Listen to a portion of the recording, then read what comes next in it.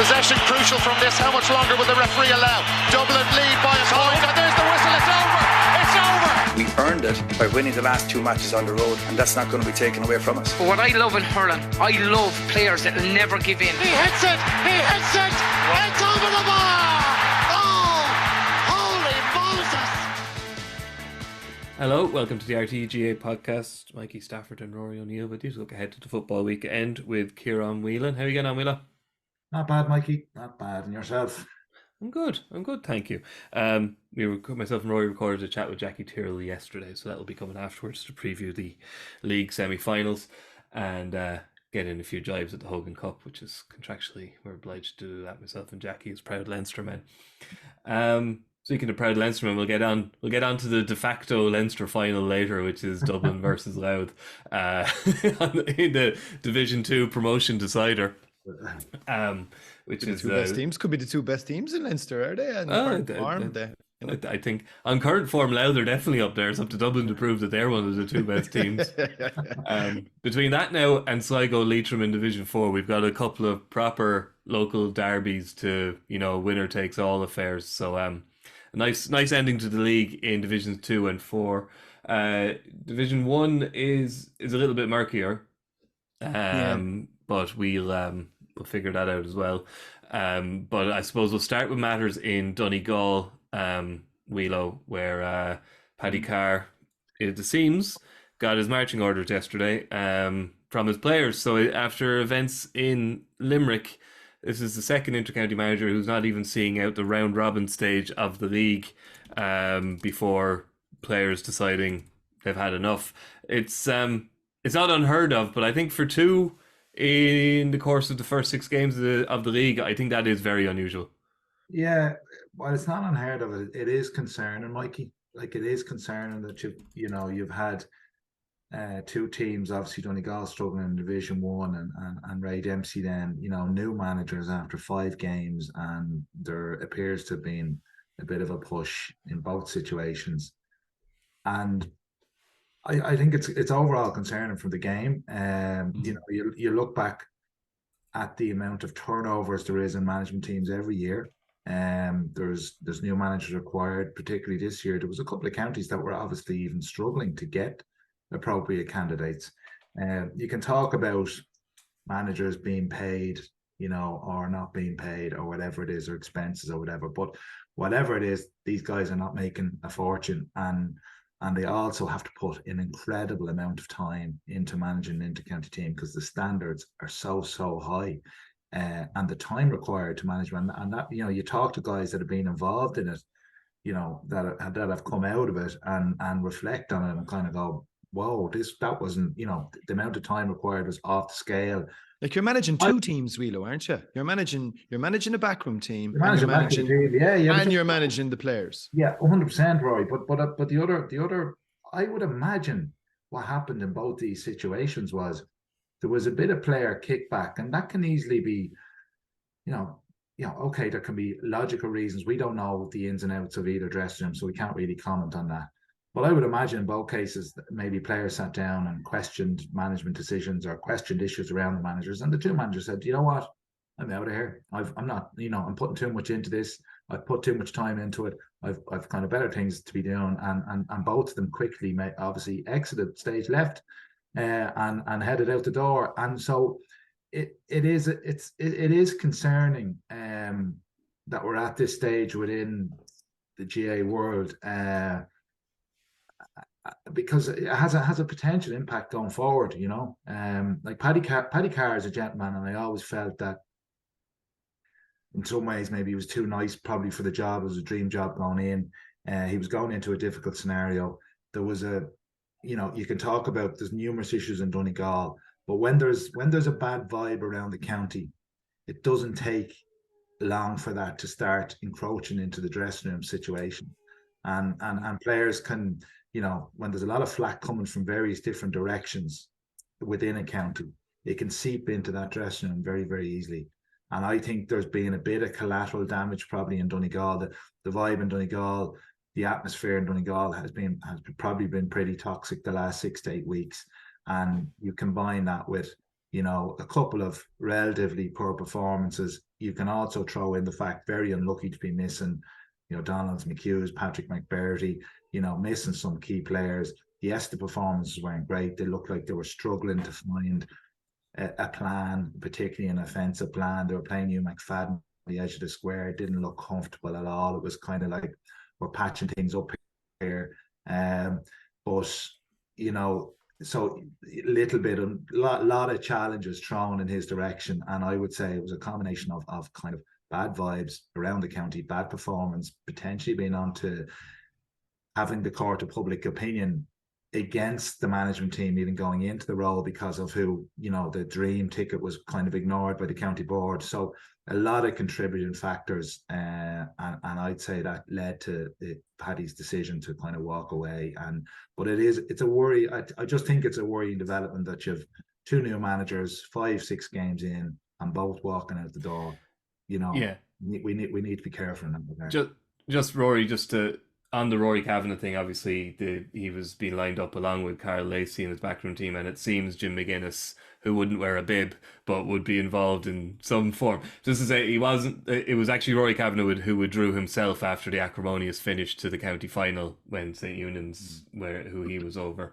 He wasn't happy with what happened there. So all the blame doesn't lie with the county board here, but kind of some of the information that came out over the last couple of weeks about that second team, I suppose Jim McGuinness saying he was going to be involved. Jim McGuinness is, you know, the man who led Donegal to their last All-Ireland, their second ever.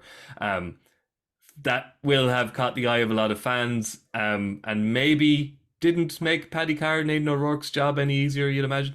100% it did not. I would be of the very strong view it didn't help at all. Did not help. When, like, I think the quote was, I was prepared to help. Well, the first thing I would ask in that scenario, what does that mean? Are you going to be there? Are you going to have an official role? Are you going to be there Tuesdays? Are you going to be there Thursdays? Are you going to be there on match days? Are you going to see it right through to the end of the championship? What kind of a coaching role are you going to have? You know, are you going to require expenses? Is that going to have an impact on budgets? All of those types of things weren't really teased out. And to sort of put that comment out there, being who he is, a revered figure within Donegal GAA, that would obviously have pressure. Yeah. Yeah, would have stirred the horses within the dressing room big time. Oh my God, we could have had Jim McGuinness, you know, and we didn't. And I think in a lot of ways, I think the GAA, in a general sense, has dodged a bullet. If you go back over the history of management upheavals, even going all the ways back to Sheep in a Heap and Babs Keating, right? Now, obviously, that was a different scenario and it's a very different time back in 1998. But even if you look at the Anthony Cunningham one, where maybe he dug his heels in for a time with the Galway Hurlers eventually before relenting. Pat Holmes and the Noel Kennelly one in Mayo, which was again very, very messy and very, very protracted and created massive division. I think Donegal and Limerick, now you could argue maybe the two lads had they probably felt, look, the safest and cleanest way here is just to down tools and exit.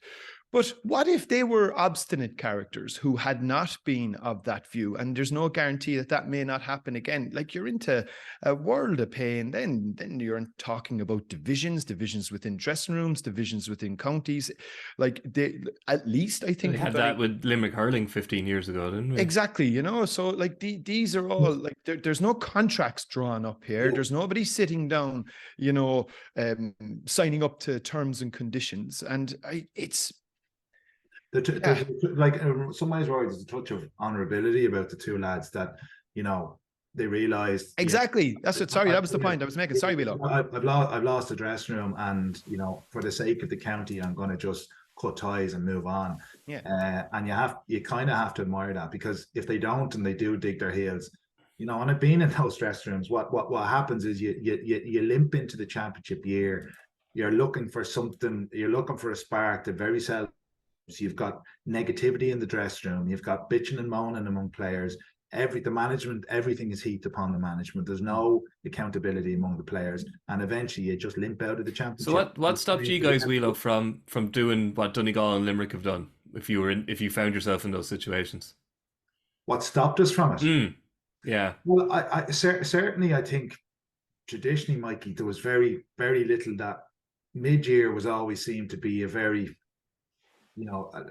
players wouldn't really, unless things were really bad, they would probably suck it up for the year and see the year out. Generally, you would see managers seeing the year out, and then if there was a bit of if there was issues that need to be sorted out, they were done kind of in the off season. I don't think I stand corrected. It may have happened, but I don't think I've seen this situation 3-4 weeks before the start of the championship before. Maybe I'm wrong. That's unusual. Might have been somebody. You would have seen it as a nuclear option. It wouldn't have made you any better come championship, obviously. Exactly. Yeah. Absolutely wouldn't have. So this is the first time you're seeing it mid-year. Well, Donegal are 4 weeks away from playing down in Newry. Yeah, and there, Rory. Actually, you mentioned down. That's interesting because 2 years in a row, Aidan O'Rourke, who we both know pretty well, and would be honest, I'm a big fan of Aidan, and I think most people say he's a fantastic coach, but this is 2 years in a row he's found himself in a pretty difficult position. James McCartan's, return to the down job did not go well last year, and now he finds himself taking over the team, and he's in a tricky spot. He was Paddy Carr's right-hand man, not quite co-manager, but something above coach, it seemed, was how it was described on the ticket, and now he's, along with Bradley, now they're taking the team for their final game against Mayo, which is is Mayo they're playing? It's a must win. Roscommon, sorry. They're playing Roscommon, Are we genuinely in this position now, every year where if your team gets relegated, the manager comes under ferocious pressure before championship, Yeah, no, it's tricky. We've seen teams being relegated to Division 2, I think, and go on and win the All-Ireland or be very competitive before. So it's that's the. And then you're heaping pressure on county. The trend. You're heaping pressure then on county board officials who are all amateurs, who are all volunteers, who are all they're going into a county board meeting. I think, is it tonight?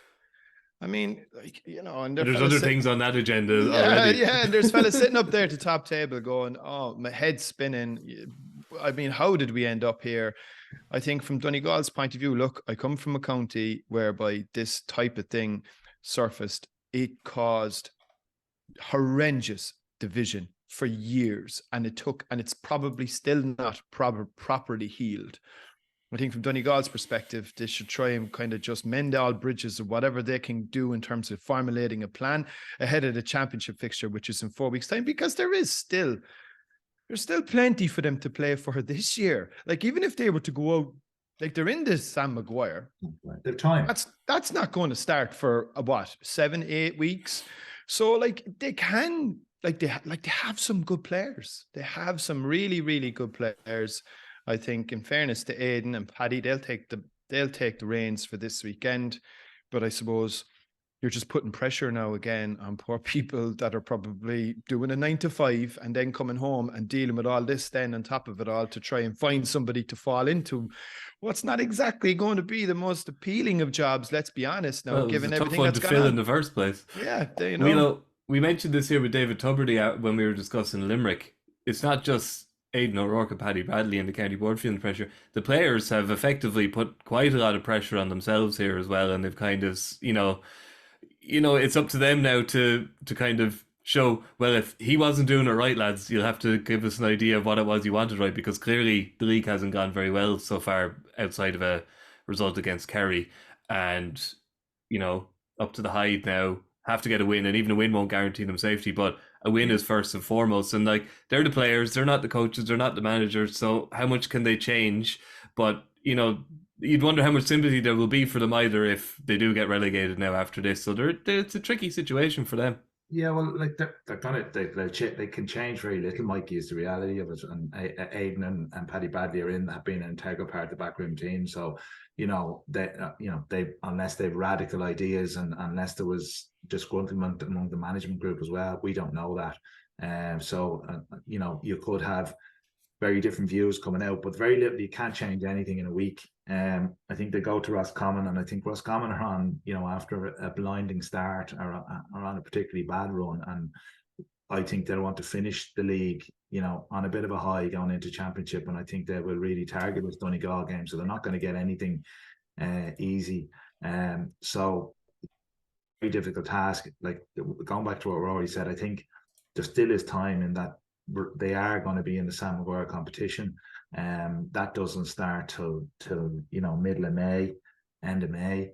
They've time if they get a new structure in place. They may have to just write off the Ulster Championship to a certain degree. That won't be their priority. But they do have time to turn around. But it really is who wants the job, who's going to go into that environment at the moment. Unless it's someone who carries massive gravitas and who can bring the whole county back together, because they need to unite, they need to come together. That's what's required, because if there's still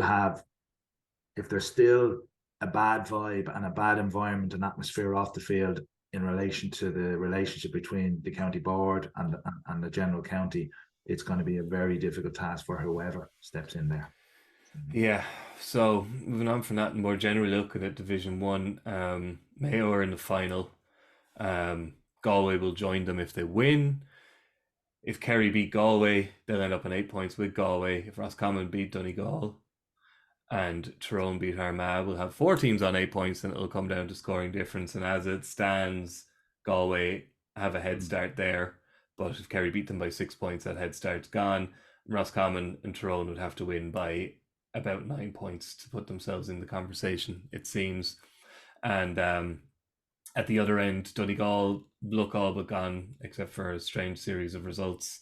Monaghan need to win. What's new there going into the last round of games? So that'll happen. That'll happen. Yeah, Monaghan will beat Mayo in McHale Park, which is obviously plausible, Whelo, because our old friend Kevin McStay is now in a luxurious position of having, bet or drawn all around him. You got to think, Mikey. He's out today and trying to get the league final played the next day earlier, which is reasonable and fair. But Kevin spoke, and you had 4 weekends in a row, right? And the last weekend is your championship match. No, I can't see right there in Castlebar this weekend, but I would be amazed if Kevin fields a team anyway towards his first. I think the crowd in McHale Park might be even upset if they saw the Stars on this Sunday. And the handbrake's going to come up. What are you doing? It's going to give Monaghan a great chance, because if Monaghan were going down to play Mayo in their current form, the way they're playing football, not a hope. Yeah. But it's a different dynamic. So it changes the whole. I think Monaghan will get to that 6 points. I think Galway Kerry at home is another very good game. Probably both will be happy to play in a league final. Do Mayo want to play Kerry in Croke Park for a championship? Who knows? But Kerry aren't exactly flying at the moment. Imagine Jack O'Connor wouldn't mind another game, given he probably the break wouldn't. he has. He absolutely probably wouldn't. For me, Galway, Salt Hill. Galway are one thing I've noticed about Galway the last couple of weeks. They're managing the conditions of the game very, very well. They have a very good set template when they're playing into the wind. They'll concede kickouts, they'll drop deep, they'll make it kind of difficult. When they're playing with the wind, they're pushing up a lot more, but still protecting themselves at the back, and knowing that the opposition will have difficulty. That they have to be in closer to goal to take their score. So they were very well organised. As much as the Armagh game was a shocking game to be at and watch, but they were the same against Monaghan, and Salt Hill. Conditions won't probably be windy. Certainly will be windy, and Kerry not firing, and I think Galway could come out on top of that one. It's going to be an interesting. 2 teams met in the All-Ireland final last year. I think there'll be a bit of bite in that one. I'll tell you now what's going to happen, Rory. Mayo are going to lose to Monaghan. Monaghan will end up on 6 points. Kerry will beat Galway, but not by more than 6 points. And Tyrone could actually beat Armagh by quite a bit, relegating Armagh and making the league final. That's how I actually. And I've also heard, this is not confirmed, but from a very good source, that Rian O'Neill has picked up an injury and could be out for a few weeks, possibly the start of the Ulster Championship, which is one of the reasons why. Now, I know he hasn't exactly been flying and he hasn't been used in the way that we would expect him to be used, but I have an awful bad feeling about Armagh and how Tyrone could actually. I could see Tyrone making a league final in the Division 1 always ends up with a weird finish, so Armagh to be relegated by Tyrone who make it to the league final Sorry, Armagh fans. Well, Kerry and Galway is effectively a league semi-final, is it? Like in reality, whoever wins that should more or less Well, go no, to... if Kerry beat Galway, they would only start with a 3 points difference over Tyrrell. Right. Okay. Fair enough. But I think Monaghan will still struggle in Castlebar, even if Kevin plays. A lot of the kind of... It'll still be very, very tough. I mean, I presume Killian Lavelle is suspended. I think they picked up 1 or 2 injuries. Desi Ward went off what looked like pretty sore and severe arm injury. He got it in kind of entangled, I think it was, with Peter Hart or Matty Donnelly. And he went off. Will he be right within 6 days with what did look pretty serious? So they've got suspensions, they've got injuries.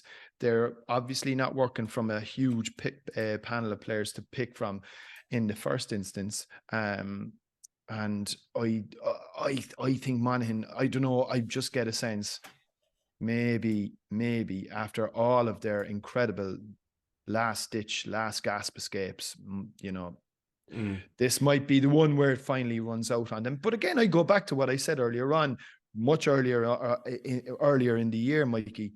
Relegation from Division 1 isn't going to be such a big deal with time.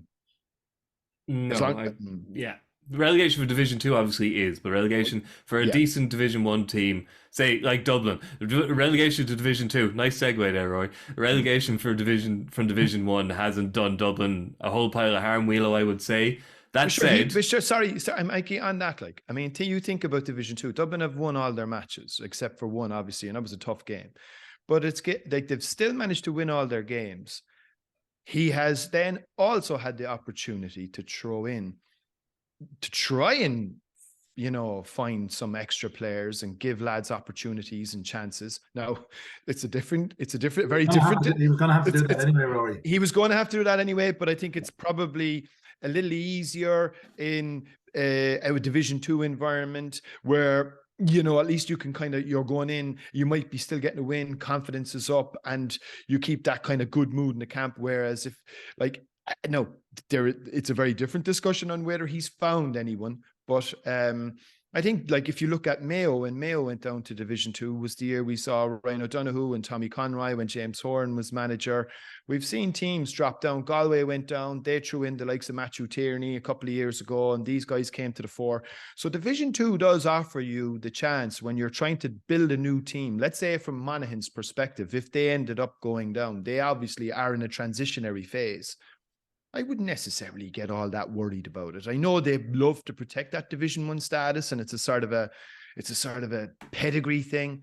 But I think in time, I don't think it'll be the worst thing that could happen. Okay. Whelo, before we move on, then, who do you think is going to be relegated and who's going to make the final along with Mayo? Oh, good. Well, I think Donegal are more or less gone. Yeah. We're accepting, unfortunately. I'd agree with Rory that Monaghan won't get anything easy in Castlebar. Mayo would still be very competitive. But I think it's between... I'd agree with you, Mikey, that Armagh, particularly if Reno O'Neill is not playing. Now, I haven't been overly impressed by Tyrone either. Yes, they've got their house in order the last couple of games. Monaghan picked up an early red card. They were quite comfortable throughout. No good performance against Kerry, but I'm still not convinced by them in terms of, are they edging towards the where the top 2 or 3 where Galway possibly and Kerry and Mayo are. So I think in an Ulster battle like that, Armagh should be a bit of kickback from them. They've lost their way a bit, particularly up front, and they have to come out and play. They have to come out and win the game. So I think Tyrone will probably win it with home advantage, and it's going to go down either Armagh or Monaghan. I think Monaghan might still get over the line in Castlebar, and it could be Armagh that suffers with Donegal. Okay, and then Galway or Kerry, do you think then? I'm over Galway there, just in terms of, I like the direction Galway are taking. They're very organised, very strong defensively, and as I said, they're managing the games very, very, very well. I think at home they might do enough. Even like a draw will be enough for them. So yeah, I go Galway maybe to hang on there. You're going very straightforward set of results there. It's just not how it happens on the last day of the week. It is pretty straightforward Division 2, Rory. It's, as we said, it's the de facto Leinster final in Croke Park, 2:00 Sunday. The mighty You're ahead of Louth. yourself there, Mikey. De facto Leinster final. You know what I mean? I know, we were just talking on Monday about how Division 2 has kind of turned into the tournament that the Leinster Championship would love to be. The Leinster Championship and Cork. We'll take them. We'll annex them. So Rory, yeah, look, we discussed Louth at quite a bit of length on Monday, so we won't dwell too much on it, but it is a tremendous opportunity for Louth here. They're obviously raging underdogs, but if Mickey Harte could pull this off, we're just talking about what relegation from Division 1 doesn't mean much, but relegation to Division 1 or promotion to Division 1 for Louth would be massive. Massive, but don't think it'll happen. Sorry. I'm just asking you to suspend disbelief for a few minutes. I know. Look, I think they'll set up in the way that they've always done. It'll be extremely defensive. Break very, very quickly. Superbly fit, as we said earlier, and they'll give Dublin plenty to think about. The old Dublin that would have been so used to playing that type of defensive system, I think, would make ribbons of them. This is not the old Dublin, though. And now, is it the case that we might see a little bit more punch, particularly when you're trying to break? You're playing that against those types of teams. You've got to make the pitch big for yourself, and you need punch from your half back line to kind of break through. Now, might be the case that we see Jack McCaffrey maybe from the start. I don't know. We didn't see him at all the last day. I don't know whether or not he's carrying an injury. James, I think we'll probably see Brian Howard from the start paired off with Brian Fenton in midfield, James McCarthy, John Small and Jack McCaffrey as a half back line. And I think if you see that, it's not a bad five, really, is it? It's pretty good. It's pretty good, right? It's pretty good. And I think if Dublin do, I think what we'll probably see to a certain extent is, because he can't really afford to take a chance, we'll probably get a good glimpse of a Dublin Championship team, or certainly close to it. I think once they have their division, once they get up, I suppose they can have a rattle off the Division 2 final, but I don't know if that'll be high on the list of priorities, the Division 2 medal for some of these players. Like, I think we might actually get to see more of it this weekend, because I think it's an opportunity for him to road test against some of the stiffer challenges that he's going to face. Louth are effectively like, they play a similar game to Derry, except they just don't have the pace and attack, and they don't have that threat up front that Derry have. And I think, we'll get a good glimpse at Dublin now in terms of what maybe Desi's thinking in terms of his Championship 15. And let's say, I just don't. I just think they'll just have too much for Louth, unfortunately. That was what I was going to ask you next week. Actually, Roy makes a good point there. That Louth are kind of they're a little bit like Derry in a lot of ways. Not to be too simplistic about it. Dublin seemed to have Derry fairly well figured out for 35 minutes, and then they got kind of sucker punched slightly above in Celtic Park. So it is a chance for Desi to probably, I suppose, road test what he learned a couple of weeks ago against Derry in the more forgiving surroundings of Croke Park against a team that aren't operating at the same level as Derry as of yet, at least. And I think the other thing Mickey Harte will learn from what Derry done in that first half as well, and they probably sat too deep, and it suited Dublin just to pick them off in the pockets. Pick them off, yeah. Know that Dublin are very good in that, so you'd expect that Louth, when they get their defensive shape, they will push out on Dublin a little bit and pressurise ball carrier and try stop them getting in, because they know Dublin will be extremely patient. I'm looking forward to Mike. I'm looking forward to going in. I'm not on duty this weekend. Looking forward to going into Croke Park and seeing kind of what Louth are about. Obviously they were they caused Derry plenty of problems. They've a wave of momentum behind them. Now sometimes a wave of momentum coming to play Dublin in the Croke Park can end up being a bad thing, because the air can go out of the life of the team very quickly, depending on the. But I don't anticipate that will happen. I think they'll be very, very competitive, and they will certainly make life difficult for Dublin. But from a Dublin perspective, I suppose the two positives really for me watching them, in their last couple of games, particularly against Derry and Meath, being honest, even though you couldn't really rate the Meath challenge, is that Dublin had a very well organised defensive structure, and we're actually very defensive when you look even against Meath, when Meath were playing against the wind. Do you know what I mean? A lot of bodies back. The work rate of the forward line, particularly the inside forward line, that has really stuck out in the last 3 games, is in getting tackles on and getting pressure on and getting turnovers in the middle of the park. That to me have been the 2 distinct differences. Now, the criticism you had going into the Meath game of Dublin was, they were lacking a bit of shape up front. They weren't kind of kicking the ball. They weren't getting the ball into Conor O'Callaghan. They were relying on this kind of counter-attack game. They were allowed to kick it against Meath because I'm sure after 10 minutes someone got the message on and said, kick the thing because there's only 1-on-1 inside. They had a field day for 15, 20 minutes. They couldn't believe what was ahead of them. Con made up for a couple of lean days. Yeah, they're not going to get that this weekend. So Louth will test them as Derry tested them, and it will be a really, really good test for Louth. But I still think Dublin will have, just particularly in Croke Park, will just have that bit of know-how, a little bit more space, plays it as a bigger pitch, and will have too much quality up front. And the fear you'd have for Louth at the weekend is that if Dublin got 3, 4, 5 ahead, then they have to come out and they have to kind of chase the game a bit, and that would be also a bigger test for them. So yeah, looking forward to it, because it's an interesting point though. Louth have done extremely well. Yeah, because I was in RD last Sunday and Cork did go 5 up. It was 7-2 after about 25 minutes. They didn't change it all. No, they just stuck, but they got a stroke. They got a bit of luck. And you couldn't say they made their own luck. They got a penalty, which then all of a sudden brought it back to 2 points. And, they got a bit of belief and they got a bit of life from that as well. But I think their attitude certainly,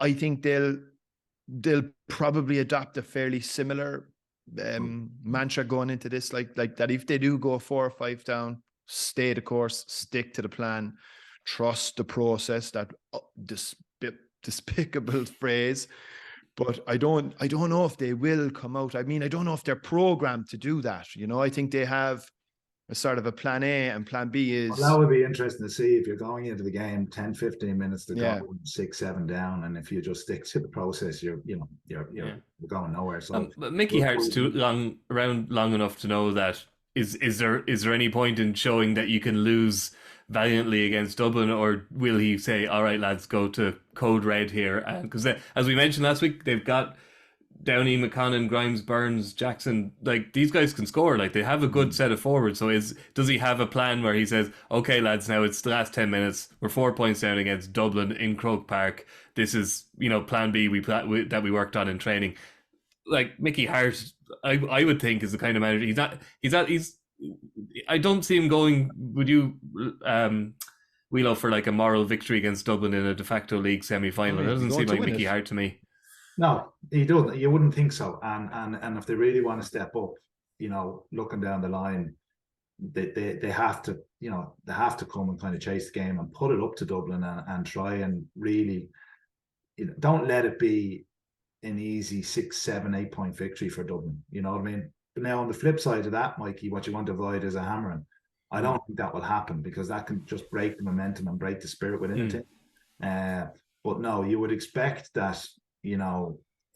Like Mickey Hart has, as a manager, he will have full belief in his team, and he will have them believing that they can match Dublin. This won't be any sort of moral type competitive approach that we try to stay with Dublin. He just doesn't operate in that sphere. No. So he will have them well drilled that they can match Dublin man to man, and he will have analysed Dublin. He would have seen particularly some of the weaknesses in the Dublin game against Derry in that second half, and they have to match Dublin physically. That was one area that Meath really struggled with last week. You could see in the 50-50 tackles, Dublin bullied and pushed them out of the way so easily. So it's an area game where they're going to have to match Dublin. They're going to be competitive. Before we move on from Division 2, we'll see how Cork get on against Derry on Monday, Rory. But just to mention, I suppose, because relegation is sorted, the other game that's of interest there, Rory, really is Kildare and Meath. They're both safe, but could come down to who's in the Charlton Cup and who's in the Sam Maguire, who finishes 5th and who finishes 6th in Division 2. Actually, it's quite likely to come down to it, I would imagine. And this is also a game where two teams who've had a kind of a rough few weeks get to measure themselves against a team that they probably see as their equals, or perhaps the team that they're striving. They both obviously want to topple Dublin at some point, but probably not there this year, let's be honest.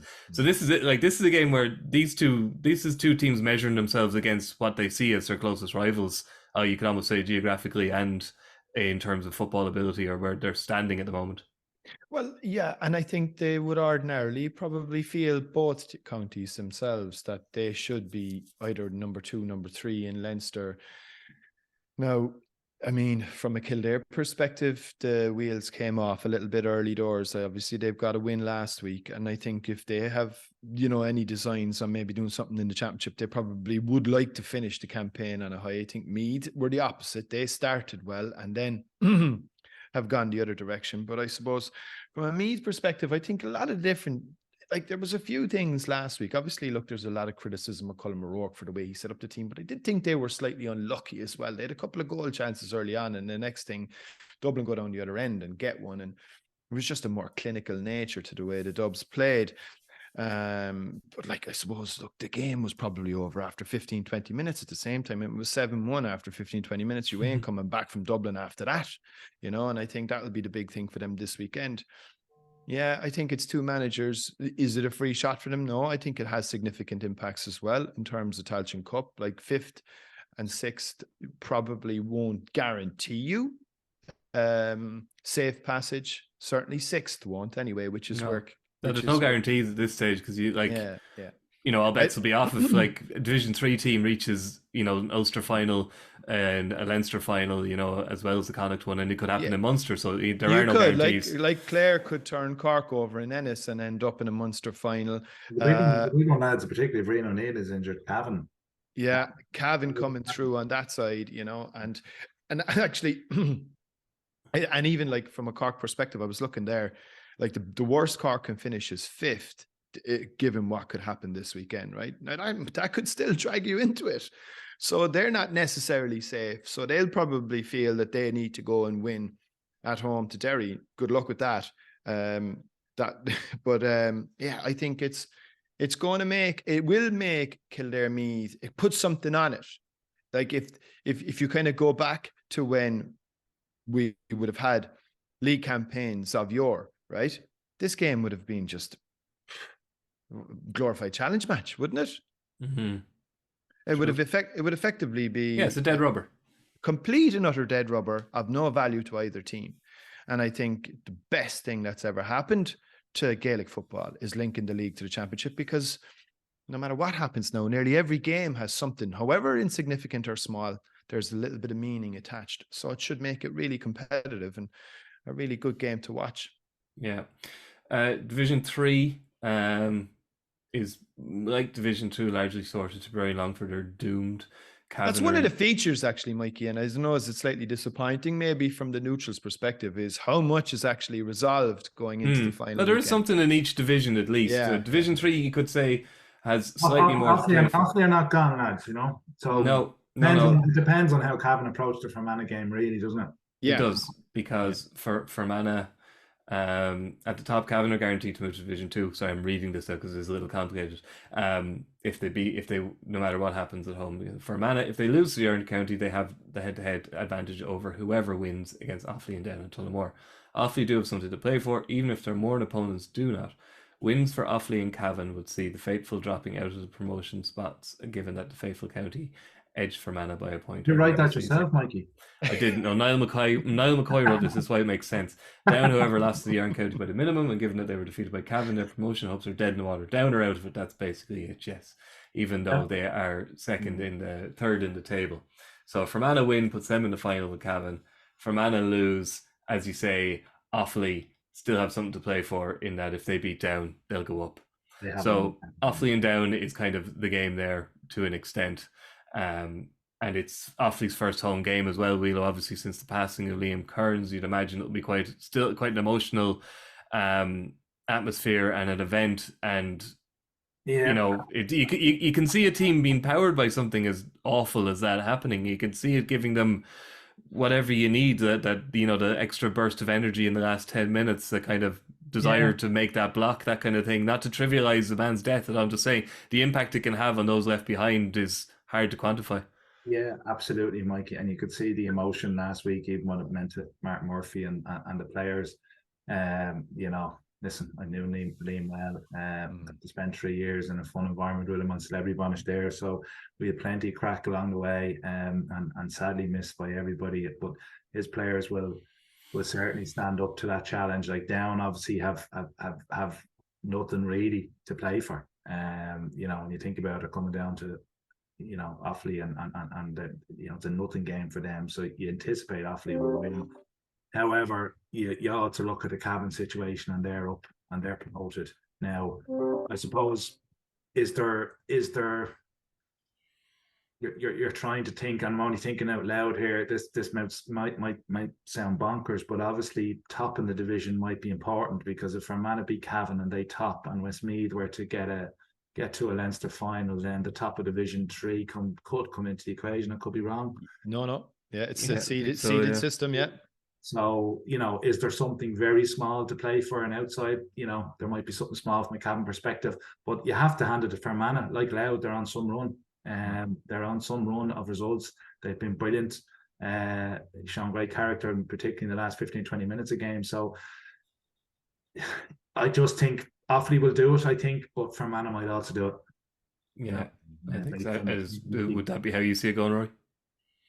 Yeah, no, I wouldn't disagree on that. Yeah, I think so. And just one other point that I do think is interesting. John Fogarty had a great piece there in the Examiner where he talked about permutations ahead of the championship and how everything lines up, you know, ahead of the group stages of the Sam Maguire. And I was looking, and it's obviously the Munster winners against the Connacht runners up. So are you kind of piecing 1 + 1 = 3 now, admittedly. But you're looking at a situation where Kerry will end up in their Sam Maguire group. Let's be honest, Kerry will probably win Munster. Don't give up that easy, right? Rory. I know, we're lulling him into a false sense of security, Mikey. The hoodwink is starting here. But no, but like, so you're going to have a situation where Kerry are going to be in a Sam Maguire group with Leitrim, Sligo, London, New York, and then you're ruling them out of winning the Connacht final. You're C3 and you're C4. But the funny thing about it, I was kind of reading and I was going, well, Sean Cavan and the Ulster boys see this. They're always giving out about how easy they have it in Munster, and then they get to the Sam Maguire, they get the handiest group of the whole lot. You know? Well, we'll get to see what a couple of those teams are made of anyway in Division 4, Whelo, because Division 4 is properly fascinating. Wexford allegedly in 5th on 6 points have a mathematical chance of going up if they beat Carlow. But the fact that the Wexford match has now been fixed for Saturday tells you that they don't really believe that's going to happen. Can't see that one happening, Mikey. No, neither can I. There's something happening. I can't see that one happening. No, dead rubbers are allowed on a Saturday night, so that one's been played on Saturday. So Sligo have 10 points, Leitrim have 8, Laois have 8, Wicklow have 8. Leitrim and Laois have significantly better score differences than Wicklow, but Wicklow do get to play Waterford, who have not exactly been tearing up trees, and Laois are away to London. But basically, should Leitrim beat Sligo, and should Laois and Wicklow win their games, we'll have 4 teams on 10 points, Whelo, and as said to somebody the other day, getting into kind of PhD and pure maths territory, then it could be a very exciting finish to Division 4, but where teams won't know how important a point here or a point there actually is in the grand scheme of things. Well, when you look at the top 3, and I think Sligo plus 26, Leitrim plus 29, Laois plus 24. So if Leitrim were to beat Sligo, they go ahead of them, and then it's basically how much Laois win by, isn't it? You know, because Wicklow look doomed on the score difference. But yeah, this one's going to be fascinating. I would think that as we speak, Oisin McConville and Tony McEntee are sitting down around the table dissecting Leitrim in terms of their strengths and weaknesses. Multiple cups of tea. Yeah, because Oisin, obviously, Wicklow have beaten Leitrim. Sligo need to beat them. And if Sligo beat them and Wicklow get to 10 points with Laois. Wicklow have Laois on the head-to-head. Right? Yeah. So that's I think that's a very interesting dynamic. Best of buddies and neighbours. They would certainly be plotting that. So the crucial game is obviously if Sligo beat Leitrim, it brings Wicklow right back into the equation. But if Leitrim beats Sligo, then it becomes very interesting depending on how Laois do. It really knocks Wicklow out of them, not right? It does. And Rory, we do kind of talk, Division 4, not sometimes, it is lower on quality, obviously that's why the teams are in Division 4.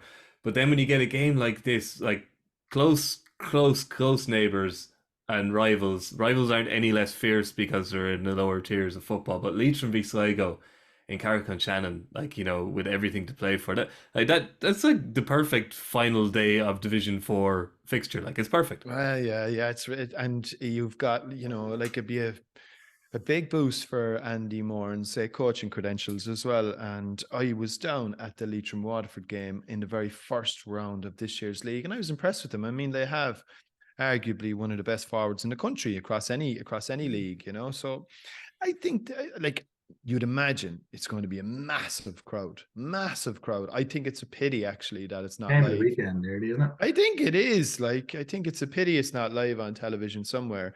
But sure, look, that's just the nature of it. I think it would be a real local derby and probably a portent of things to come in the Connacht Championship, because you'd imagine the two will end up meeting on that side of the draw as well. So there'll be all that sort of shenanigans going on. Do we show our hand? Well, we've no choice but to show our hand, because if we don't win, we don't get promoted. So I think it'll be full-blooded. It'll be really good stuff. Sorry, I'm laughing. I just got an email from a bookie saying that Jim McGuinness is odds on for the Donegal job. So there you go, lads. Dump all your cash on that. Sorry, that rounds us back to where we started. Don't see it somewhere. Anyway, go on, Whelo. Put your head on the block. Who's going up out of Division 4? Whoa. So many dynamics at play. I'm gonna go with Sligo to do enough to beat Leitrim. It draws enough for Sligo, isn't it? Yeah. I'm gonna go. I think Sligo will do enough to beat Leitrim, and that is going to bring Wicklow back into it. And you would expect Wicklow to beat Waterford handsomely. So I'm gonna go Sligo and Wicklow and the two Crossman boys to be having more than still be a cup of tea probably. Yeah, lots of celebratory cups of tea at that stage then. Rory, you see similar levels of skullduggery going on in South Armagh? No, I think the game's in Carrick, isn't it? Yeah. Leitrim, Sligo, and home advantage is definitely worth something. It's called home advantage for a reason, and I fancy Leitrim to beat Sligo, which would put them on 10. Wicklow will obviously get to 10. Laois will get to 10. So then it'll come down to scoring odds, yeah? Yeah. It would be Laois and Sligo, so that if Sligo are beaten... Yeah, which would knock Wicklow out, because Wicklow are only on plus 6. If Sligo are beaten by Leitrim and Laois win, it would be Laois. Laois and Sligo, yeah. That's what I do. I think Leitrim could actually win this game, but not get promoted. Oh, harsh. Okay. We'll leave it to that, lads. Thanks very much, Whelo, and we'll be back in a minute being yesterday, with our chat with Jackie Tyrrell. He hits it, it's over the bar! Oh, holy Moses! Welcome back. We're joined by Jackie Tyrrell. How are you getting on, Jackie? Good, Mikey. I'm in buying form after Ciaran's massive win last Paddy's Day, wearing black to kind of support that. So really joyful. Wait. Tell me now, did they beat the famed Harty Cup winners in the final, or did they beat them in the semi-final this year, Jack? You could actually argue there was two Leinster teams in the final, because you had a Galway team in the other side. So no, there was no of this famed Harty team in the final. So, the Harty teams were just wrecked from trying to get out of Munster, Jackie. You know, it's such a tough campaign to get out of Munster, and then you forget that the big competition is after the Harty. Sure, you weren't even in there as champions. You had to come in through the back door, like. But sure, like once you come in some door, once you get in there, that's all that matters, Rory. What was Croke Park getting silverware, so great for me. What was Hubert Rigney's famous one in '98? We may have come in through the back door, but we're going out the front. All good, Mikey.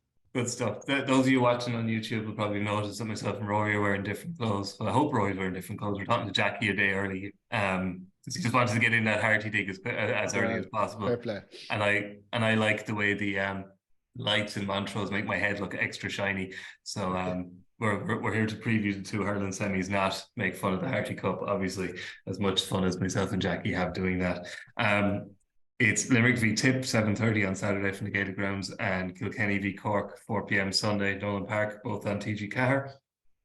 And two good games. I suppose, Jackie, the first question is, when you look at the lineups, you got your lot are playing a Munster team who they don't have to worry about for a while, but Limerick and Tip, people might be thinking phony war, etc. It's just the league. Where would you stand on that? I personally don't see Limerick being too worried about showing their hand. Do you think it's a consideration for Liam Cahill, or is it just beat Limerick and you go skipping into the championship happy days? I think from a Kilkenny point of view, they'll go hammer and tongs at. As I said, they're a Leinster team, so they don't have any hang-ups on potential meeting anytime soon. I think Liam Cahill only knows one gear to a certain way, which is foot to the floor. We've seen him at Waterford last year. I think looking at the early stages of it, he's been driving this Tip team and they've been doing really performing really well. And I think they have the acid test this weekend. And it's a great position for them because it's still a month away from championship, so they can go hammer and tongs at Limerick. If certain things work out, if they take a beating, if the experiment of Mikey Breen in the full back line doesn't work, he still has a month and options to work around that. So he will learn so much. It's crunch time to a certain extent. Alan Tynan will probably go up against Kyle Hayes and Dermot Burns. Liam Cahill know exactly where Alan Tynan is come the end of the game. And there's so many of those new guys that will go up against the acid test, which is Limerick, and a really seasoned Limerick team that are an awful lot more advanced than last year. So I expect Liam Cahill to really go hard at and to find out an awful lot more about this Tip team. And even questions like Noel McGrath is one of the most riskiest, elusive hurlers that you come across. Has Noel McGrath 70 minutes in the middle of the field against the most physical team in the country? He'll know if he has that in, or does he need to kind of play him a 50-60 minute role, movement to the forwards in, all those types of things. This is a great opportunity for Tip, Liam Cahill, and this new team that he's bringing to the table, and to find out more about him. Rory, the one thing you need to play against Limerick, obviously, you need a good first 15, but you certainly need a bench.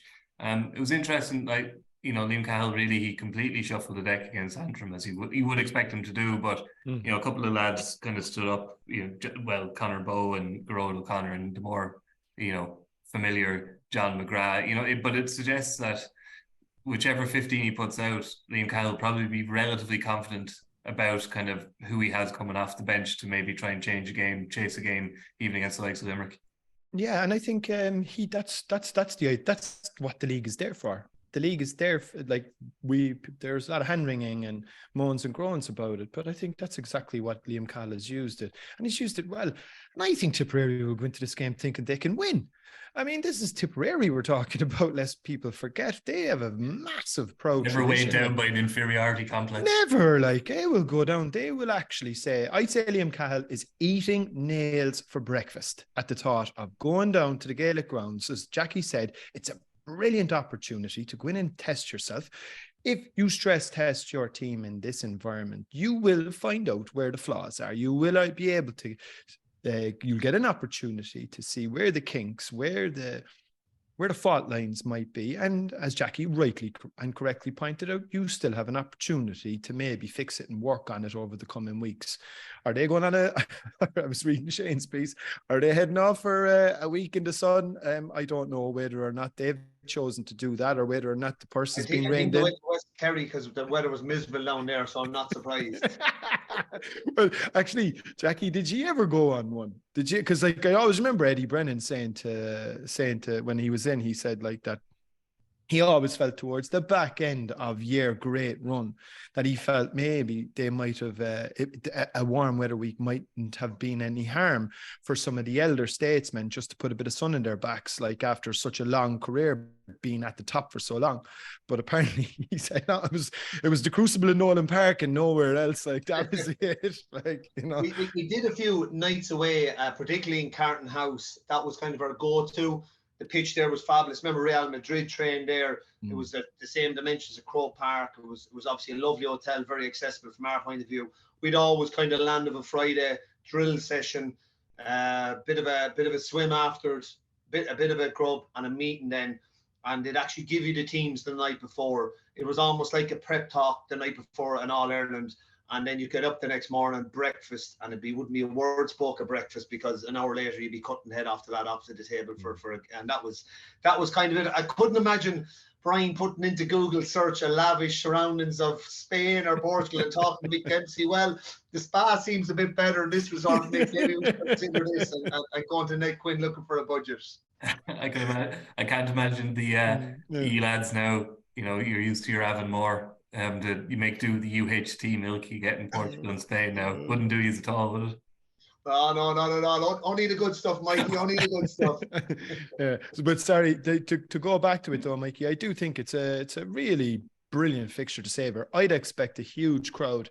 The only negative, I think, is Munster are playing down the road. So if you are, not a negative, but I think from a traffic perspective, for anybody that is travelling down, Limerick is a tricky place for parking and that. And I think it's an earlier kickoff in Thomond. So I think it's 5 o'clock as opposed to 7:30 in the Gaelic grounds.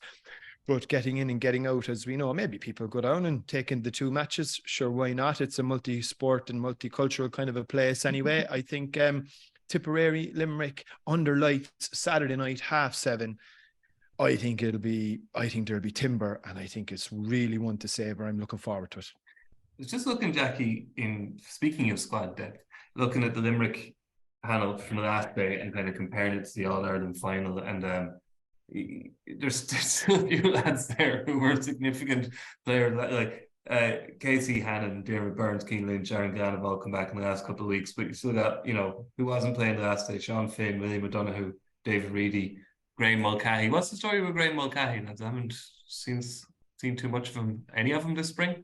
No, I don't know if he's injured or what, but it's definitely an embarrassment of riches for John Kiley, and they're definitely more advanced and ahead of last year. And maybe looking back last year, maybe it wasn't on purpose that Limerick were so far behind. I know the year timed out perfect, but they were almost scrambling a small bit in the league last year, and I think they learned from it. And I think this year they said, look, let's get a little ahead of ourselves this year and put ourselves in a better position. And come the latter stages of the league, let's make a call as, do we want to go in it? Literally, they're at that kind of a level. And I just thought last year, you know, John Kiley was quite, some of his comments after his commentary after some of the league matches, he seemed very frustrated in that. And I just think he got a little caught behind last year. And I know they were coming out of a different year and that, but they're just going from strength to strength. They don't seem to have any issues. Their injuries seem to be behind them as regards Keane Lynch and Peter Casey. The squad seems to be like just really going from strength to strength. Aaron Gillan is back, fits back and seamlessly. Dermot Burns. It's just a matter of how many of those guys he rolls out the weekend. But I think John Kiley would like to get a test of these new guys and see how many of them are up to it. And I think Liam Cahill, I think he'll just be putting out his best 15 this weekend. I'd expect to see Jason Ford back and back into the mix. And to Rory's point, Tip could win this game. They really could. They're on their momentum. Like Jackie, last year they went down to the Gaelic grounds with, like, I think they were bereft of injuries, suspensions. There was trouble in the camp. Was Colin Bonner the right man? All that type of stuff was going on in the background. They were neck and neck going down the home straight. I think it was 64, 65 minutes. The game was level. Yeah. If I recall correctly, that was championship now. So I don't necessarily buy into this notion. They haven't won there in 8 years, all the same. Yeah, but like, I don't necessarily, they won't be bothered about that. Like Liam Cahill will be going to just from saying, I have nothing to do with the last 8 years of Tipperary hurling records. This is my team. So, you know, we're starting from ground zero and we're going in there tonight. And I guarantee you they'll be going in to win that match. And yeah, I think Jackie's spot on. I think it'll be a full frontal force from Tipperary. They will pick their championship side because he will want to stress test it. I think Jackie's also spot on. I think Limerick might use it to give some of the fellas that are definitely pushing hard to get into the team the chance to really pin their colours to the mast. So I think there's loads in this. This will be not far off championship intensity, I'd say. Yeah. And I think Saturday evening we'll be saying that Brian O'Mara, Garrod O'Connor, Conor Stakelum, Alan Tynan are nail on 4 starters of the new brigade for Tipperary. And whether or not Mikey Breen works as a full back, we'll have to wait. But what's interesting, Rory, is and you see it with Kilkenny, the full backline position is not about having 3 full backs. It's almost like, who are my 2 man markers in there, and who's the guy that's going to follow the corner forward out like Barry Nash does? You see Pádraig Welch is taking that role on a small bit. That could be Mikey Breen. It could be a Brian O'Mara, who's they're both natural half-backs. So he has quite a bit of scope to work with it there. But I'm really impressed with those 4 guys. And we've always asked the questions, when are these new guys, these 20s going to come? I think Saturday night we'll be saying Liam Cahill has got 4 of them. Yeah, it is interesting on Limerick last year, not to harp back to it, Rory, but like Dermot Burns was interviewed this week and he said, like, there was no master plan, that, let's play badly in the league, let's fob off the league and we'll be brilliant in championships. It wasn't like that. He just said, we just didn't play well during the league. So it's really not very encouraging for everybody else. It's kind of, they're clicking 3 months earlier. But I also think it was hurling went through last year because it was the first post-COVID, what you would probably call ordinary season in the post-COVID world. And hurling went through that last year as well. It got its first glimpse of how squashed in everything was going to be. So John Kiley may have, we don't know, he probably would never tell us until he's certainly gone out of the job, but Limerick may have decided, you know what, look, there's only 1 or 2 times to peak here, and peaking for, winning a national league isn't exactly top of my priority list. And if he chose to do that, then that's fine. Maybe he's taking a different approach this year because he feels he's got enough backup. He's got enough fresh talent coming through. He's got some fantastic underage players that are going to be able to push into the team. Should a couple of key players get injured, he's got, obviously, as Jackie mentioned, a wealth and an embarrassment of riches. Graham Mulcahy, we haven't even seen him, as you mentioned earlier on. So I don't necessarily think it was, I think it might have been form, but I think it was also a brand new calendar that people had to get used to, and he could have decided that this is the way they'll manage it. It might be the case this year. He's taken a different approach because he's been through it. You know what I mean? And he now knows what's involved. He knows how to, and he knows the resources available to him, which will allow him to manage his way through all of that as well. Yeah. Okay, let's move on to the other match then, which is of more interest to you two. The big one. Yeah. GAA Podcast. What we're here to talk about. Yeah. Kilkenny v Cork in Nolan Park.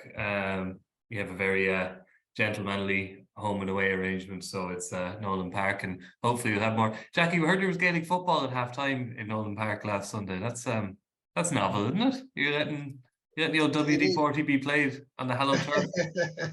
Yeah, it is. Yeah, we're giving a bit of exposure to the big ball. I mean, we have we're at the knockout stage of our senior football championship here, so we're well ahead of the curve, and I suppose we're just in the middle of March. Yeah, we have all our group stages played off. We're at league semi-finals were played last week, so league finals will be playing soon enough, and then we've championship in middle of April. So we're just aligning our championship to our National League halftime shows. Anyway, it wasn't a spectacle, as we were discussing. Shane McGrath was there as well. We were discussing on Monday, so we won't rehash it. But one thing I did say was that what Shane said was that, kind of he could see a little bit more cohesion in terms of, how Kilkenny are wanting to play. Slightly more possession-based game that Ling is instilling, and he can see it. The locals may not still be mad on it, but he said he can see it kind of coming together on the pitch. And I was saying how the the forward unit really, like, you can see once you bring TJ back in there that you can see how formidable kind of, you know, a sextet that is. So things are coming together in Kilkenny, not too rushed. So, you know, this is a great test, I suppose, but will it be the end of the world if Kilkenny don't win it, would be my question, I suppose. It won't, but Kilkenny will be going 100%. I suppose so far the league, what it's taught for me is that definitely Derek and the management are not trying to change a huge amount. It's very much steady as she goes, and what Brian was about, with small little sprinkles of a new way of maybe just accelerating the shorter ball a little bit more. Now against Waterford will force you to do that because they retract so many bodies deep and they play with a +1 or a sweeper. What is very noticeable is there is the glue that holds all of it together is the Ballyhale contingent, is the TJ Reid, is the Adrian Mullen playing a midfield, dropping deep, is Richie Reid. They are so important to this. And I know that's the obvious thing, really. It's just when they're not there, they just seem stuck at times. And sometimes they play the extra ball when they shouldn't have. Sometimes they should deliver it when it needs to be delivered. But there is some interesting things. Owen Cody's definitely come to the fore a bit more.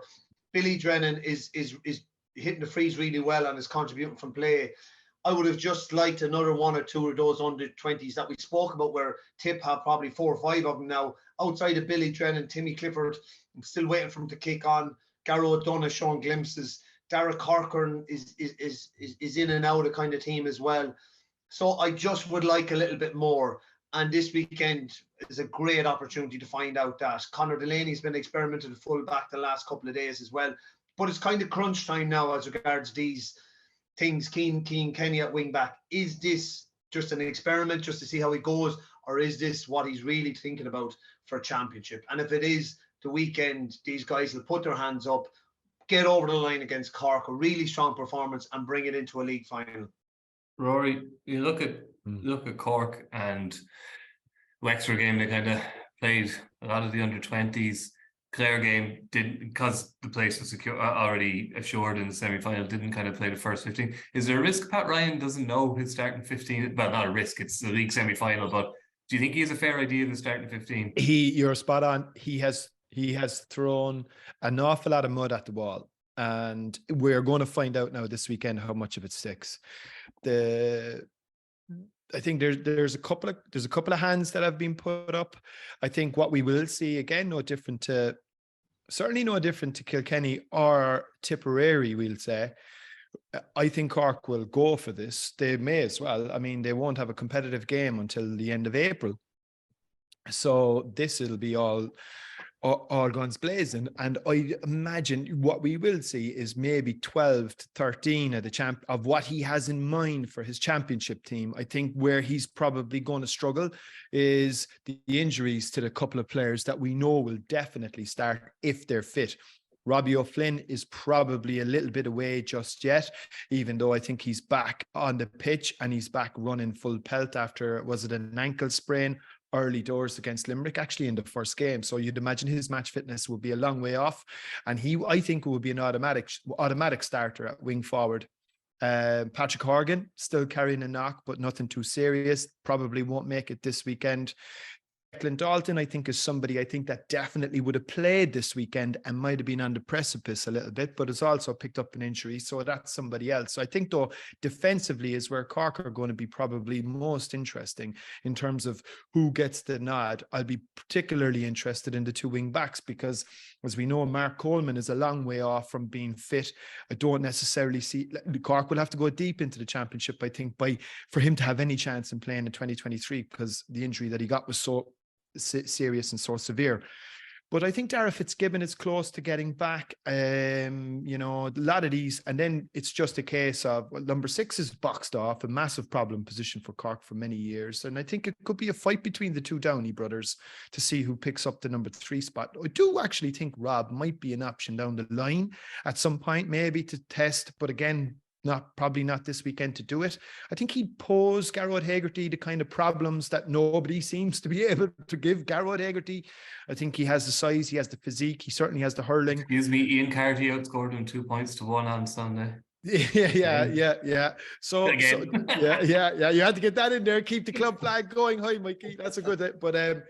But yeah, I think defensively is where Cork will be a lot more interesting. I mean, the full back line really, I think, will, Sean O'Donoghue, once he's fit, again, another injury, he'll definitely start in there. And it's just, again, who gets paired off with him in the rest for the other two slots. So Ciaran Joyce definitely be at 6 on the wings. Tommy O'Connell potentially on one side.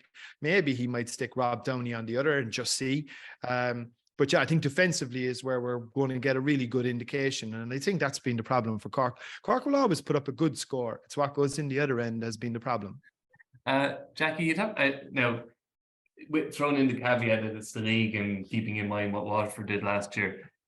Cork have beaten Limerick, they've beaten Galway, they're drawn with Clare with a weakened team, they beat Wexford with a weakened team.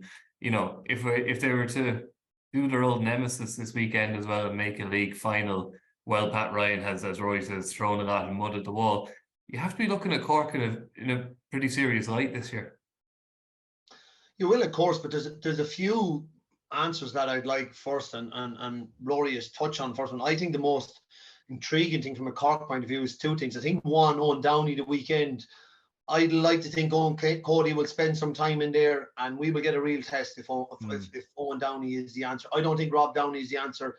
And I think after that All-Ireland final against Limerick, I think he could be mentally scarred from it and doesn't really want to be there. Excuse me, I think Rob Downey he's too loose. He's too loose for a full-back. He's a very good hurler, Rob Downey, but he's just too loose for that position. Sorry, Jackie. No, you're all right. So I do think he could do a job on either wing for you. I do think Ciaran Joyce, like, my feelings for him are they're out there. I think this lad's an outstanding. He's the new Rowan Curran. Just forget about 6 for Cork for the next 10 years. He's locked in. 3 with Owen Downey, Owen Cody. If he goes in there, he will test him. And the thing about it is, being the Beauty League final, if that doesn't work, well, Pat Ryan still has a month. Go back to Damien. Well, then you're going back to Damien Cahalane, and that's what it is. Sorry, John. Yeah, and like that's where probably maybe Tip have more options. Ronan Mark would go back there if it didn't work with Brian O'Mara and Mikey Breen, but they're kind of box themselves into a corner with Owen Downey that if it doesn't work, who do they go to? Do they go back to Damien Cahalane? Do they move a Sean Donoghue in or things like that? But they have some time to work around it. But for me, Cork, they have so many players. I'm actually struggling to name them off, from Paddy Power, who I really like, and there's a bit of bonus in him. In the forwards, Paddy Power, you've eaten Toomey in the backs. I want to see the real Slim Shady stand up this weekend. I want to see who wants that Cork jersey with Sports Direct with a number of 1 to 15 come the 22nd of April. Who is that guy? I feel we'll get a few from Tip this weekend. There's just such a diverse amount of them in Cork. We'll find out this weekend. I hope Owen Downey is the answer, because if they could lock down 3 and lock down 6, to Rory's point, they'll always get a few scores. And I do think Seamus Harnedy, who did go off injured the weekend, seems to be coming into really good form as well. Not sure the nature of his injury, but if he's in the attack, you get a Patrick Horgan, maybe a couple of young lads running off him as well. This Cork team, if it stacks up the weekend, it could be a long summer of listening to rebels, Mike. The only thing with Owen Downey, though, and like Jackie's right. I mean, look, people in Cork would love to see him. He's very young. Like, he's actually he's an under 20. He's eligible to play with the under 20s, and I think there has been a long-standing understanding between the management teams that lads that are eligible to play at that age grade that would be allowed to do so. So there's going to be a little bit of to and fro in there with Ben O'Connor, the ex-Cork, the Newtown Chandrum Ben O'Connor, as opposed to the lad that we're about to lose to rugby. But I'm sorry, Rory, are you going to lose him? Because we haven't seen him at all. He's going yeah. I think so. Yeah. Look, it's not. He won't be the first Cork man or the last to leave for professional sports career. His Harty Cup legend will live on forever, though. Yeah, well, sure. It's not his Harty Cup legend. It's his Munster Senior Schools Cup legend. That's probably going to live on. I mean, he drove Presentation Brothers College to a Munster Senior Schools Cup there last Wednesday, and he'll be, if he's not in the Irish under 20s for the upcoming Rugby World Cup, which they're now going into, I'd be astonished. And like, all you can do in that situation, like, he's not the first and won't be the last Cork lad to go off for a professional career. You just rue his departure and you wish him well, but a savage loss. Savage, no. Such a talent. Okay then, lads. Before we go, Jackie, who's going to be playing in the league final? I'm going to go a league final between Tipperary and Cork. And Rory? Yeah, I don't know.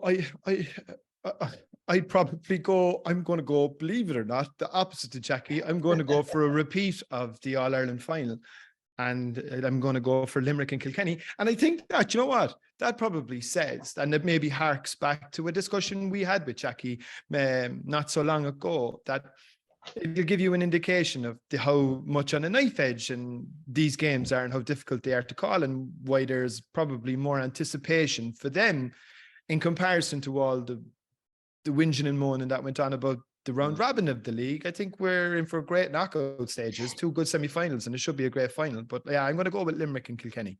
Well, I tipped Cork at the start, Mikey, so you have to stick with it. Yeah. You pick and stick. You pick and stick.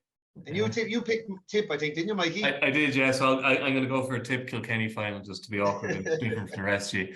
And the good league finals I remember from your days, Jackie, they were usually tipping Kilkenny finals. Like even the league finals between you were usually pretty good. So we'll go for that. And but yeah, I still think a straight league final rather than semi-finals wouldn't be any harm. But that's the conversation for well. But I do see, actually, Mikey. I saw John Fogarty in the Examiner had a piece there yesterday to say that word is coming out from, there's white smoke coming from the big house that they are going to look at reviewing the leagues again, and maybe trying to change the format. We might get quarterfinals next year. Yeah. Well, one of the things that a lot of people feel that needs to be addressed is in and around the issues of relegation. But like, I don't know if that'll make a huge amount of difference. If you're a manager and you get relegated from Division 1A down to Division 1B, and you're a new manager coming in, you're going to be guaranteed 2 or 3 really tough matches, and then 2 or 3 comfortable enough games. So that's ideal. Like, is relegation going to become, such a, oh wow, we've been relegated? Yeah, but sure, it's an opportunity for me to, as I said here several times, Division 1B didn't do Limerick any harm there. Like, I think it's incentivized winning it as opposed to penalizing anybody being relegated would be the key. But anyway, that's probably why couldn't you do both ends? Why couldn't you put relegation in and incentivize winning it? I don't think relegation has a real killer fear factor, but I do think it impacts confidence if you get relegated from a top tier to a second tier for any team, for a Dublin or Kilkenny. I think you just, after the league, going back into championship training, kind of going, oh Jesus, well, we didn't really perform in the league there and we got relegated. It does have a bit, it gets in a bit on fair point. Yeah. Okay. We'll leave it at that. Thanks, Jackie, and thanks to Whelo earlier, who's actually taking place tomorrow. So hopefully Whelo turns up, or this outro will make no sense whatsoever. You can follow the matches on Saturday and Sunday Sport on Radio 1, and all the match reports, live blogs, reaction, analysis, and everything else on the RTÉ website and the RTÉ app. And you can watch League Sunday on Sunday on RTÉ2 and the RTÉ player. That's everything covered. All right, we'll chat to you on Monday. Good luck. Goodbye.